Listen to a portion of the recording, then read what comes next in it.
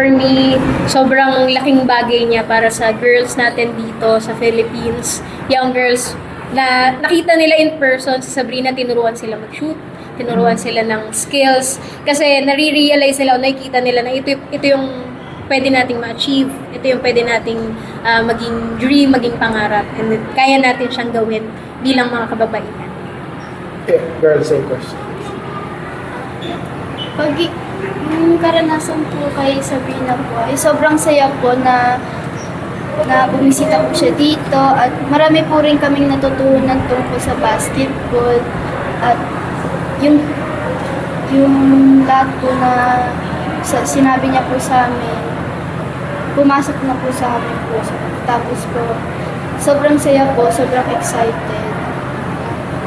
Yun na.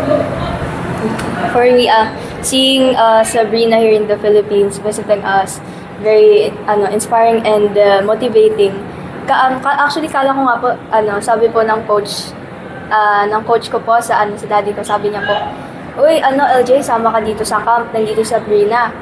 Hindi niya po sinabi yung last name ni Sabrina. So, nag-assume po ako na si Carpenter po yun. So, ayun po, nagulat din po ako na si Sabrina po na all-star ng Women's NBA yung magtuturo sa amin. And actually, kanina po, sobrang na-enjoy ko po and I know to myself na i-apply ko po lahat ng mga naturo niya sa akin earlier. That's all.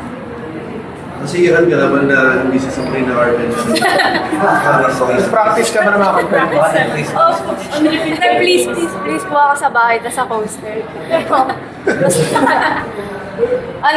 Super fun din po na nakita ko in person si Sabrina ngayon.